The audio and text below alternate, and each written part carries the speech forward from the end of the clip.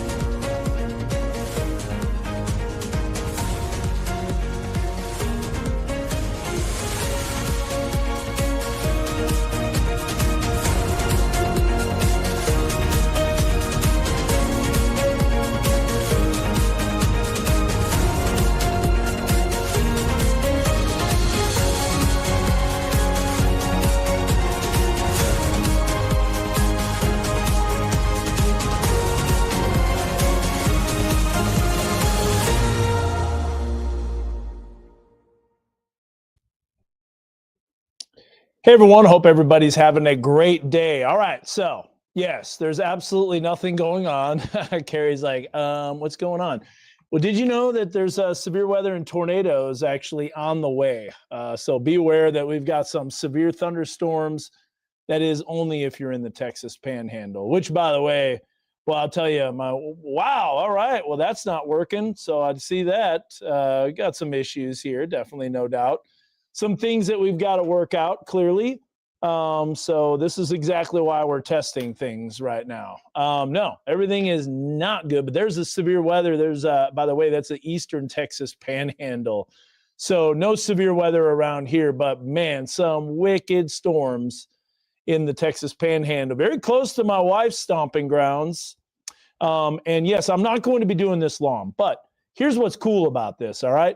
You'll notice that the microphone now is not getting picked up by the camera. We've got some new technology where I can literally have this camera follow me.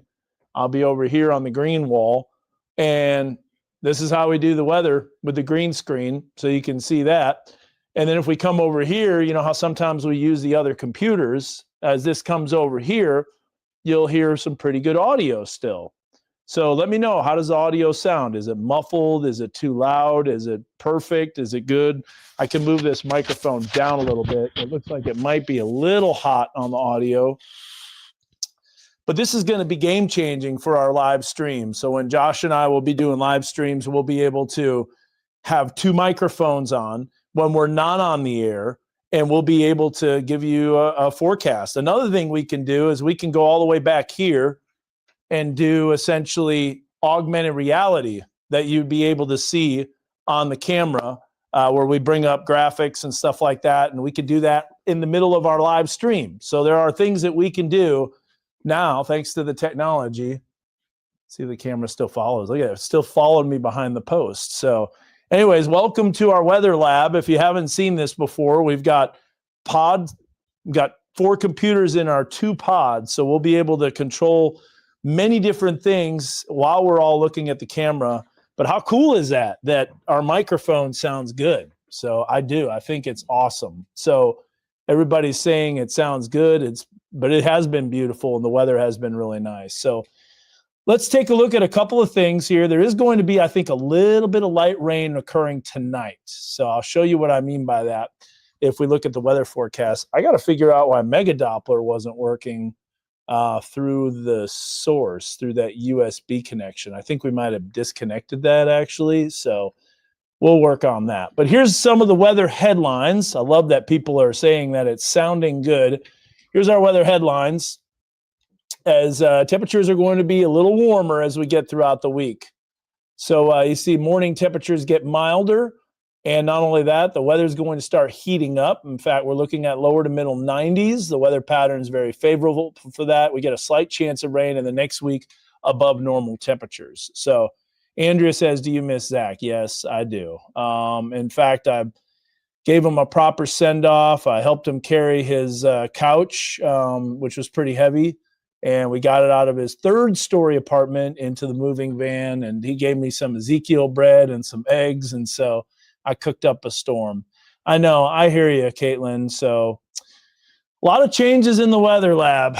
As of now, we've got Josh Rugger, me, myself, and I right now. Blaze is in the morning, but we are looking to hire. So if you know anybody that's a great meteorologist, we do require experience. We do require a degree.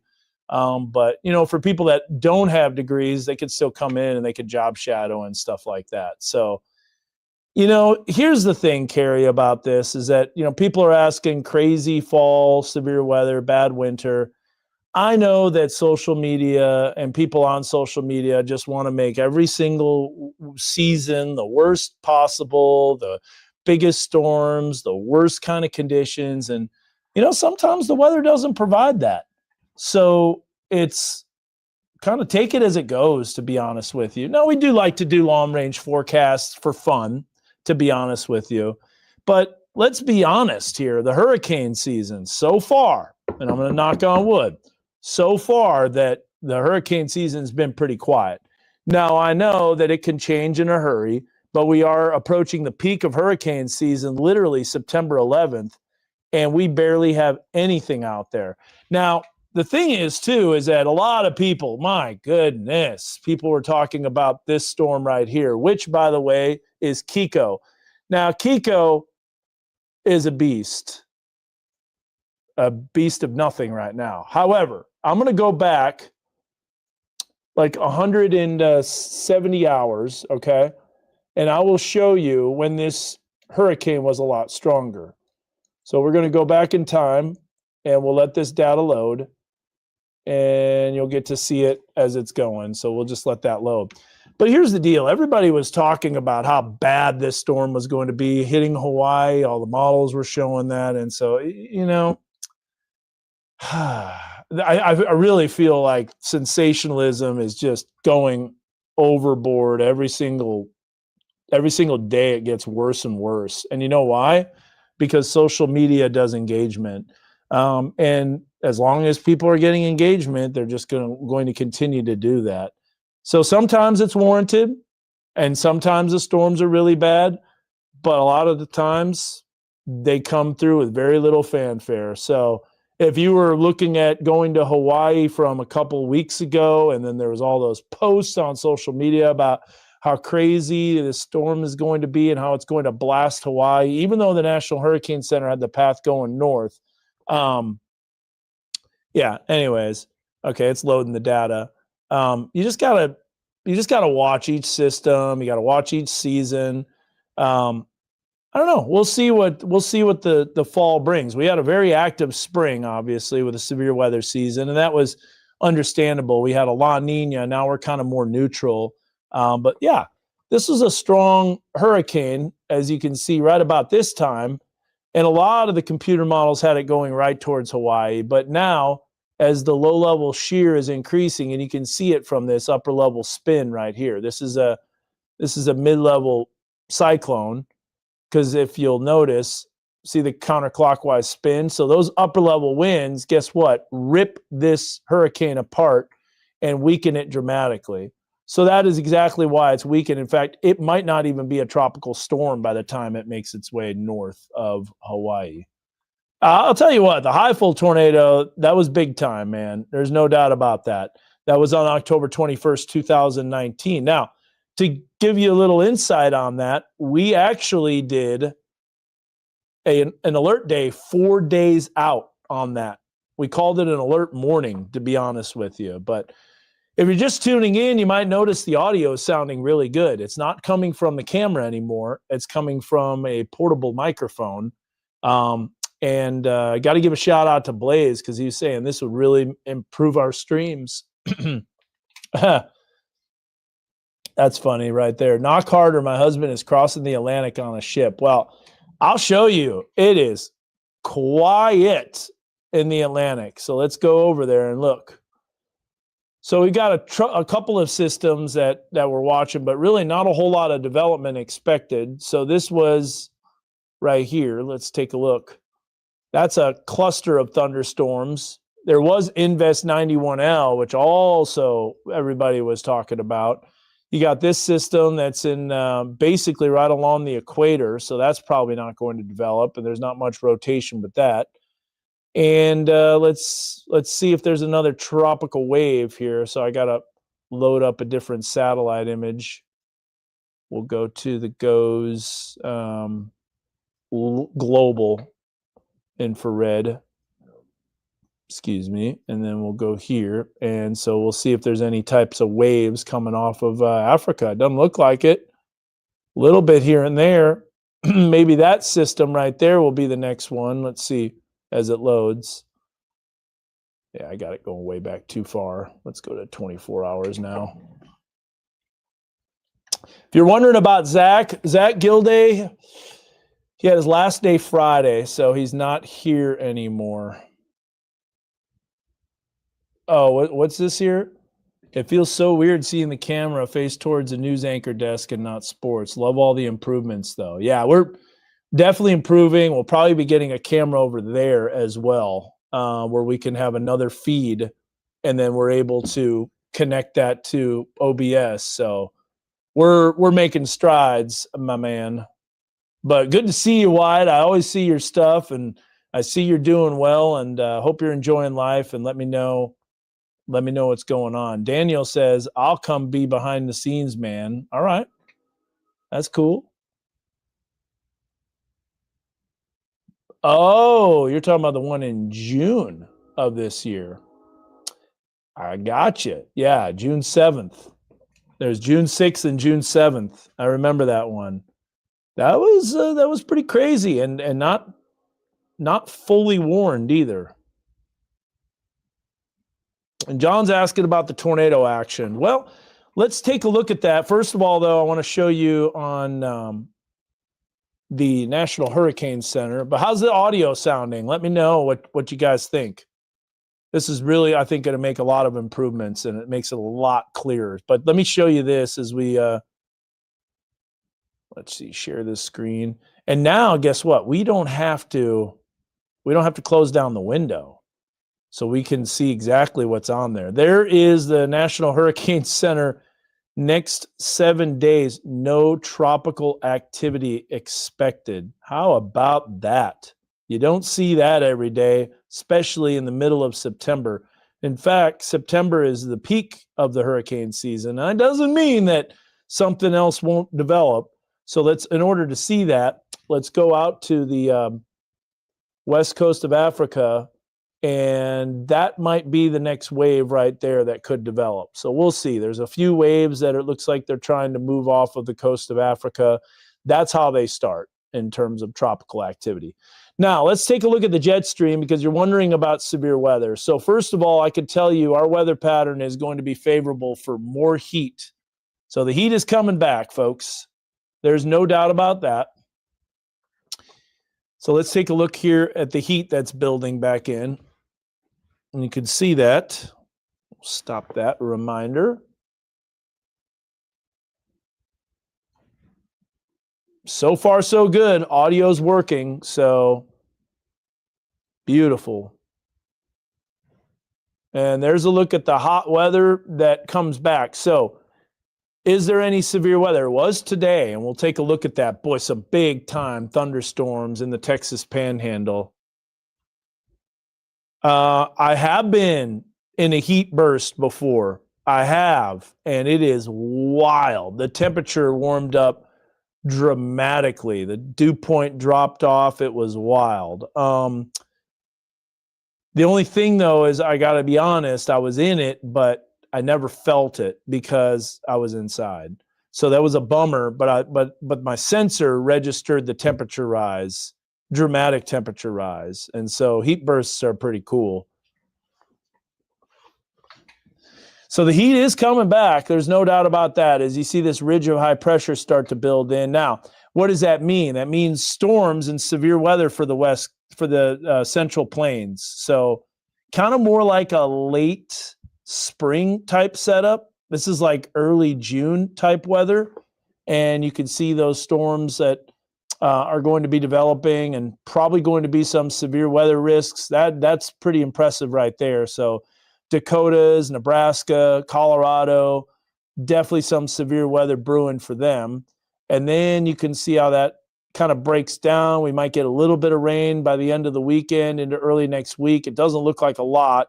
And then you got this low that develops. Now we're starting to see some changes, though. So I think September 18th, yes, it'll still be hot, but at the same time, I think we'll start to get some rain. So if we look at remember, these can change quite frequently, the 6 to 10 day and the 8 to 14 day outlook.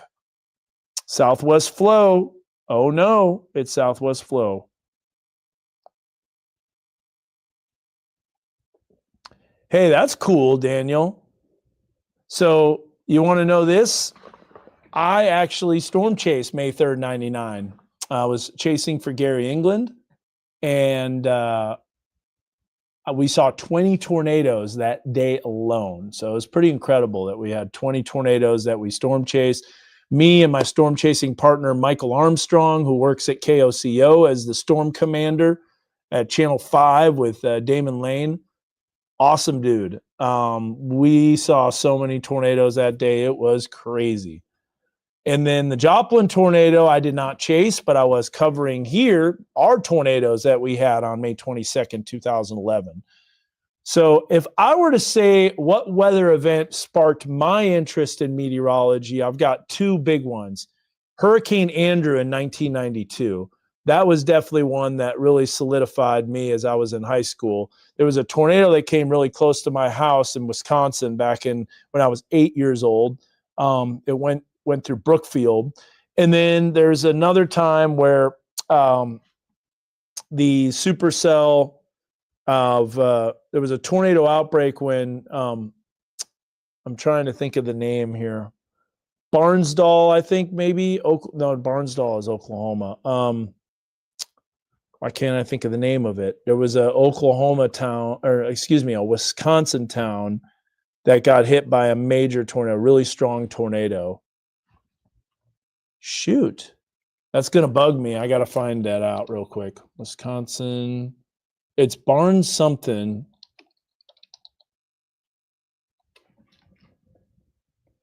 Maybe I can find it really quick. If I can look. Barneveld. Yes. Barneveld tornado. This was back in 1984.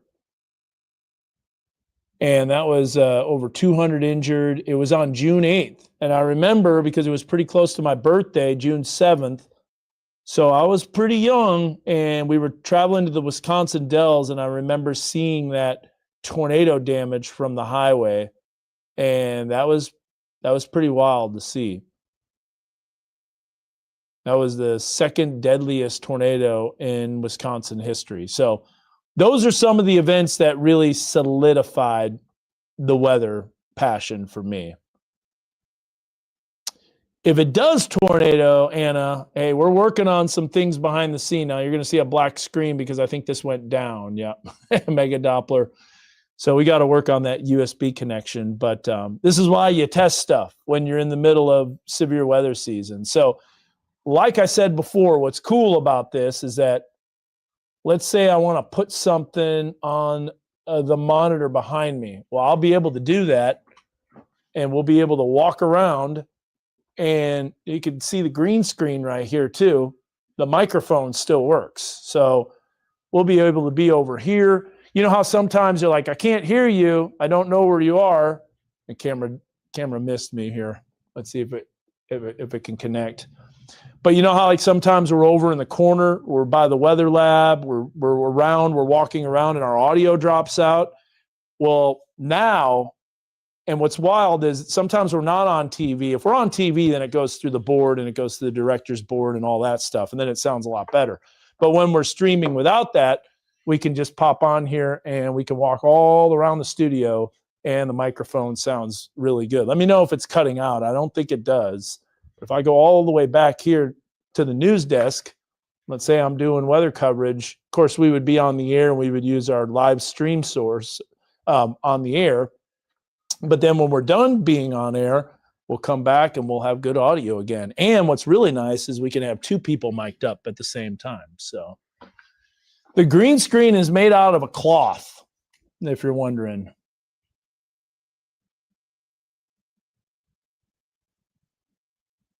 Oh, wow. That's crazy. I believe that. Let's see. We got some comments here that I want to join in. So just let me know how that audio is working. So let's see here. What does the weather look like over the Atlantic on Thursday? Oh, for all the Northwest Arkansas folks coming back from the Walmart Summit in London. How about that? Looks great.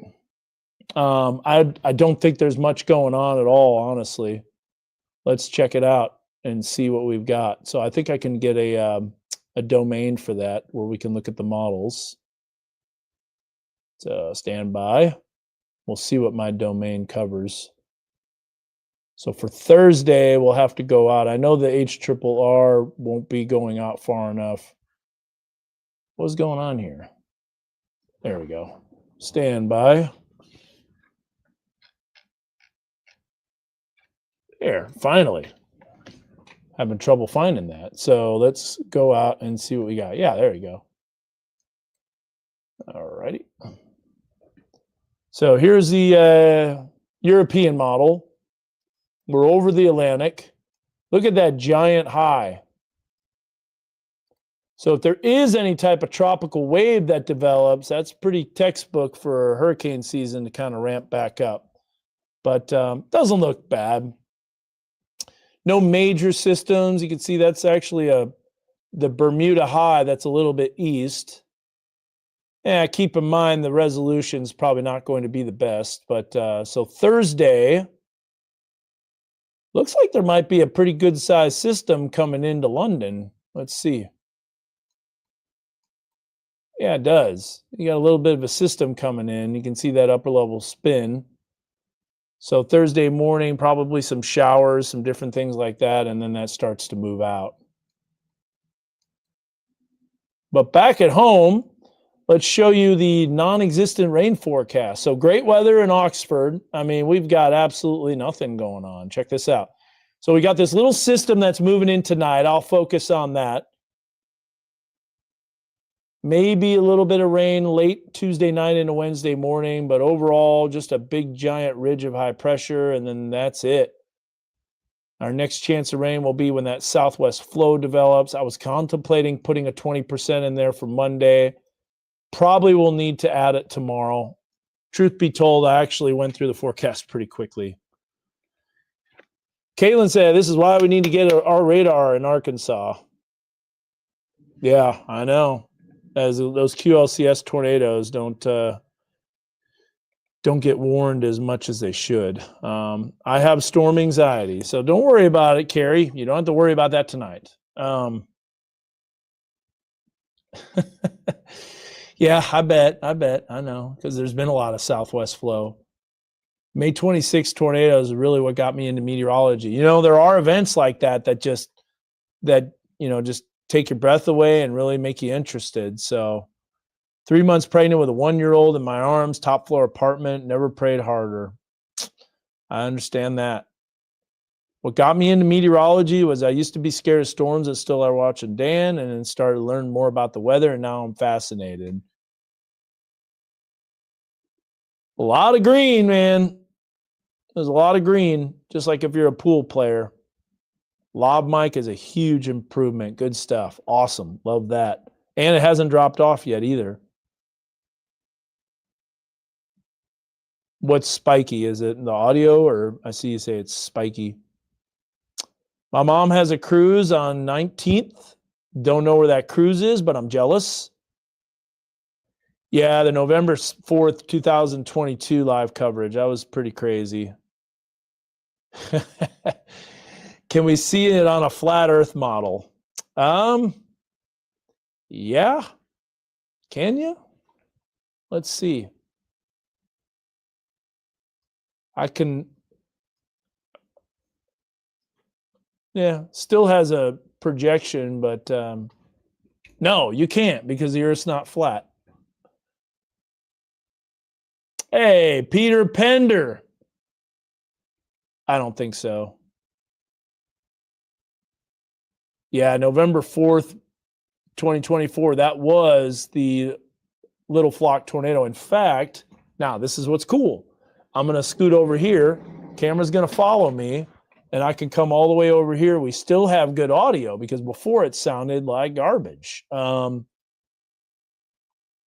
let me show you this here real quick.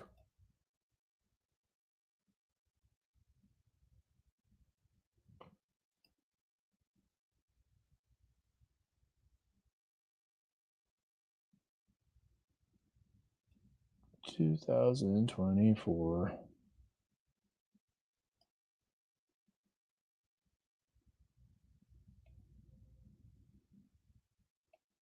Why do I always have trouble finding this? Stand by here.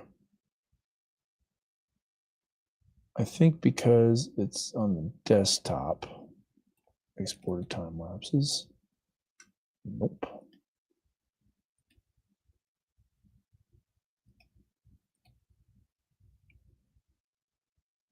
Here we are. Found it. And then I can come over here and then watch. I'll bring this up on the camera. So this was the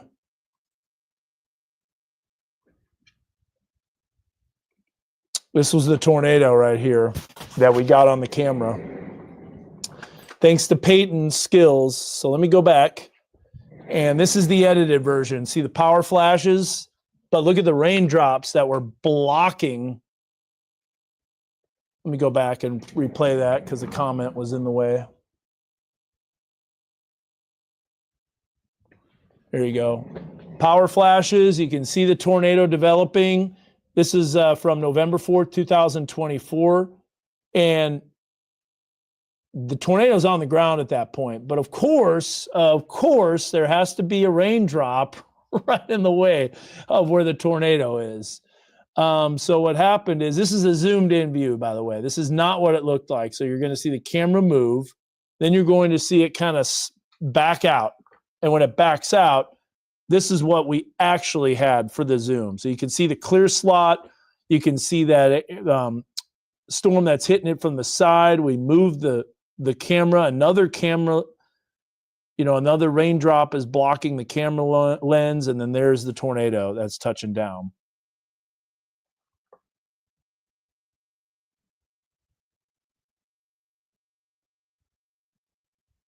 So there you can see that tornado, and this is real time.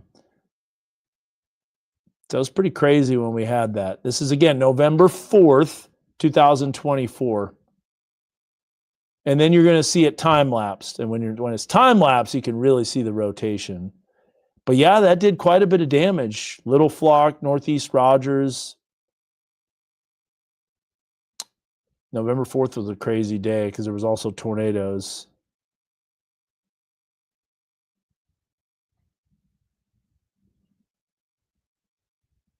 That was pretty wild to see that. Yep, Grove had a tornado, April 29th.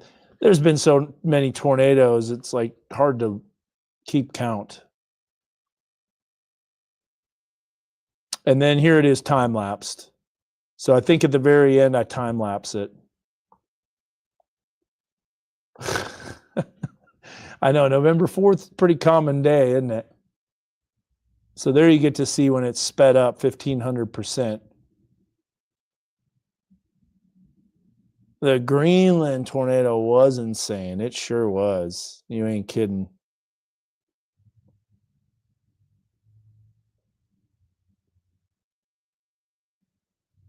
And then watch this start spinning again. You can still see it. It still had rotation, and it even touches down again. So there you go. A little treat on that. But Let me go real quick to what's happening right now on the radar to the northwest of us.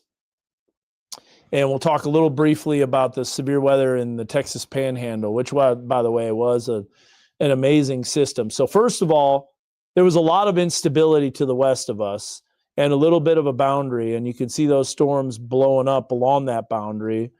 Isolated supercells. Those were not tornado warned, but that did leave an outflow boundary. And then watch what happened here during the afternoon. These are the storms that went nuts. So there you had severe thunderstorm, considerable, destructive, tornado warnings. I talked about the hail that was coming towards the in-laws and Booker. Now, they weren't there, but they had baseball-size hail from this cell that ramped up southeast of Perryton. And remember, Perryton had that tornado not too long ago. And then you can see that it became tornado warned. So if we look at the local storm reports, here's one of those reports right here. We're talking baseball. So that was not quite baseballs, but the other one to the northwest of that was right here. 3.5 inches. Wow. That is a beast. So that is over teacup size. That's nearly softball size. Yeah, there's some big storms there.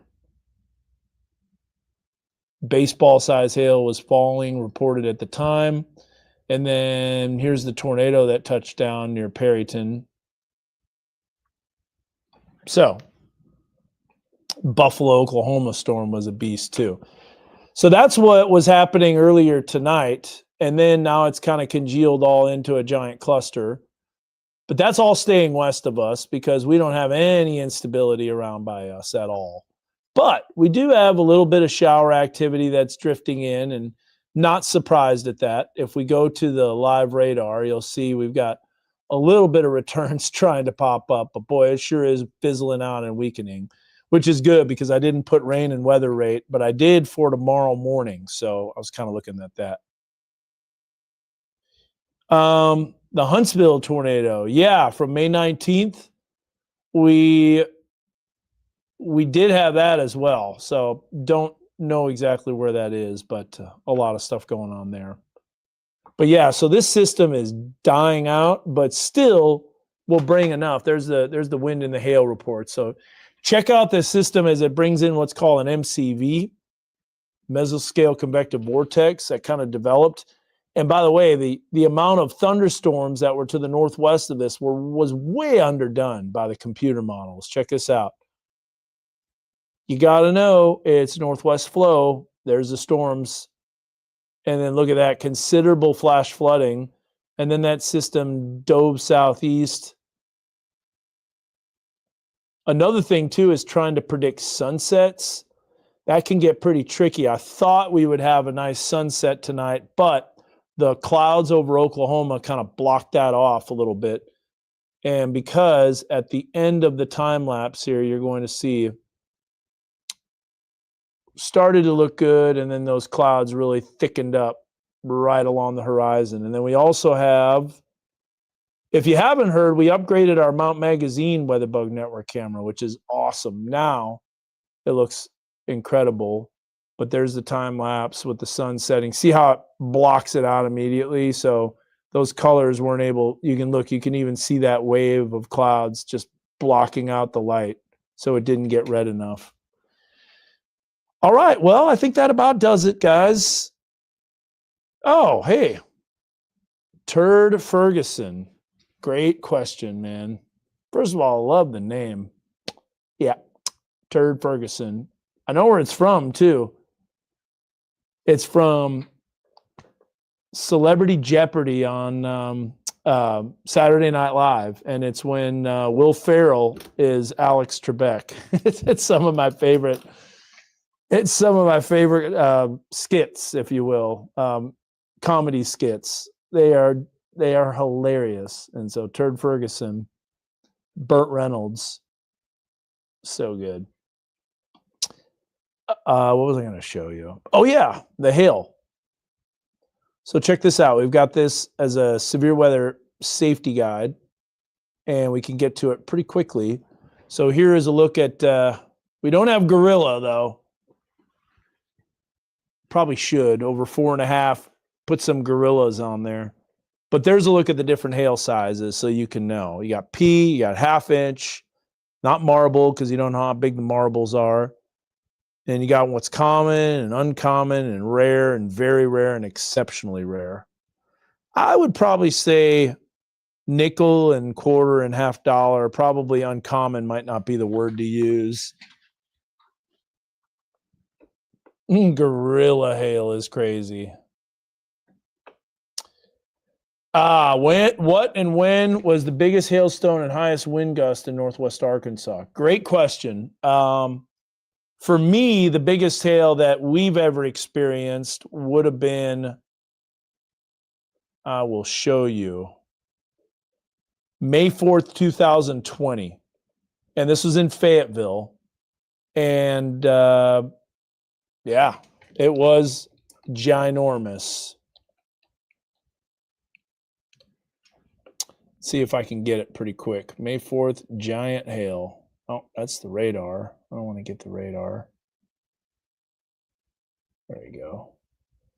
Once again, the radar. I don't want the radar.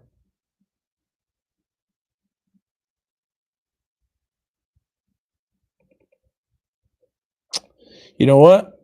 I guess I will do the radar. Let's do it. Well, I can't throw it in there from here. I know I have that. Hold on. 5, 4, 2020. Let's see if I can get it this way.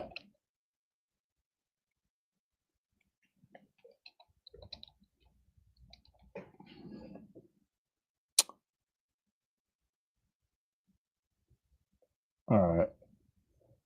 For some reason it doesn't want to bring it up. Let's see if. Aha.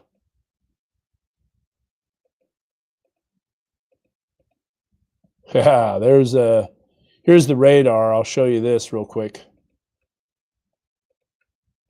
Go to image file. So let's go to here. Let's go to hail.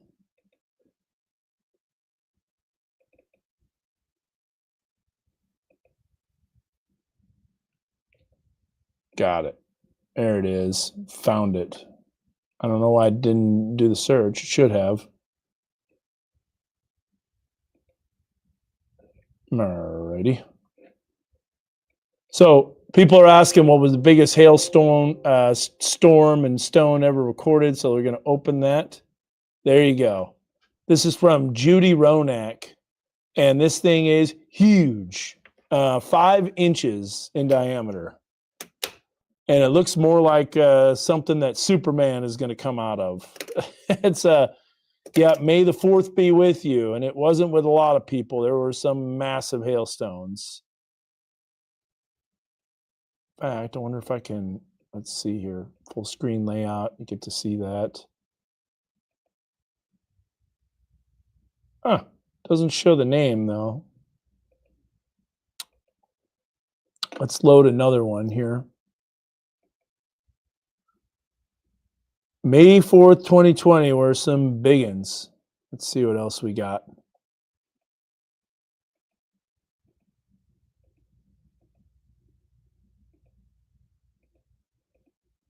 Golf balls and some wild looking storms too. There's one right there. Look at the size of this one.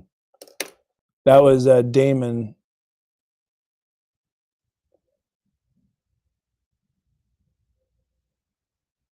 Brooke, I am not. I'm not emceeing that. I know it does look like the coronavirus. Yeah, right. I don't need that.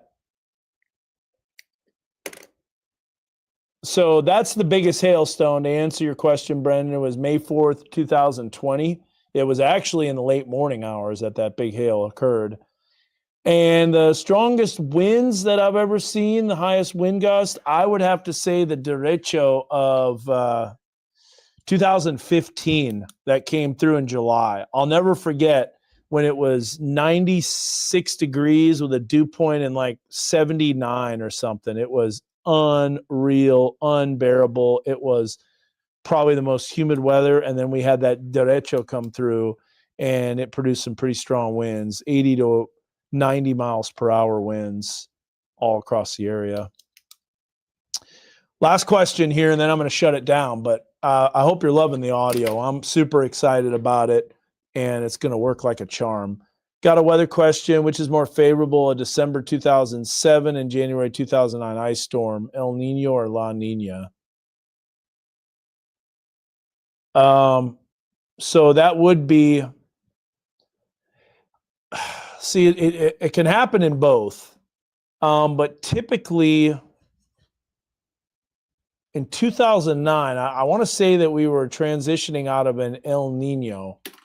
Let's see here, because I can't say that for sure.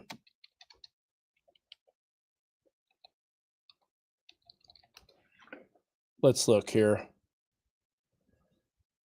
2009, yeah, we were in a La Nina and we were transitioning to an El Nino, but we had pretty strong El Nino. So I would say, but then here's the interesting thing about that is that December of 2007, we were in an El Nino.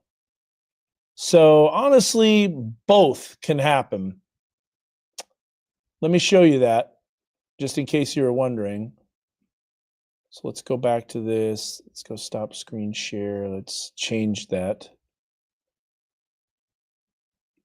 And this is, by the way, going back to this, add this to the stage. Bring it up full. This, by the way, is a bunch of mumbo jumbo here, but it shows if we have a El Nino or a La Nina, meaning if it's plus, that's an El Nino. If it's negative, it's a La Nina. Let me make this puppy full screen so we can really bring it up and see if you guys can see that. Not great, but I can zoom in and show a little bit more. Now you should be able to see it. Yeah, there you go. So if we go to 2007, here's December of 2007, and you'll see here that we had a pretty strong El Nino, or not strong, but we had a moderate El Nino, 0.9. That means that the temperatures in the equatorial Pacific were above normal, 2007. And then 2009, here's where we led into the ice storm of January, right here. And these are the 3-month averages. We had an El Nino. So we also had an ice storm back in 2007 of January, and that was an El Nino.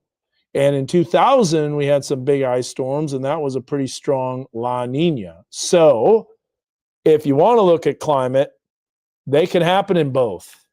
But if you're hoping for an ice storm, you probably need to do something else, because I hope we don't get ice storms. But I'm sure there's some social media post already talking about how brutal the winter is going to be and all that stuff. And I'm just like, we'll see. All right, I know. Got to get your readers out. The snow outlook, we'll get snow eventually. Okay, guys, that's it. I've got to run. We'll do another Facebook Live, though, as we get closer to the end of the week. It's kind of cool, loving having this new technology, and got to test it out. We also have to test out the live stream. Let's see if that's working here from our website real fast. Hold on. We were having some issues with that, so that's why I didn't push it out. Let's see if that's working. Does not appear. Nope, it's on there, and then it drops off. All right, guys. No, I know. I know you're not asking for one. You just want to know. We'll let you know when there's a winter outlook, but right now, way too early.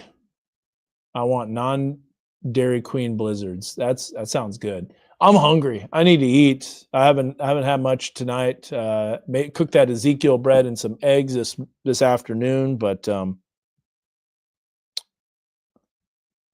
won't be able to do that right now. Okay, guys. Take care. For me, the comments on Facebook aren't working right. I see them, though, Brendan. They're right there. Thank you, Turd Ferguson, for 1,000. We appreciate you. All right. Take care, guys. God bless. And we'll see you tomorrow on the news. I'm doing all the shows all week. Josh Rugger is at Universal Studios, probably still on the rides, even though they're closed. And Blaze will have you in the morning. So take care. Bye, guys.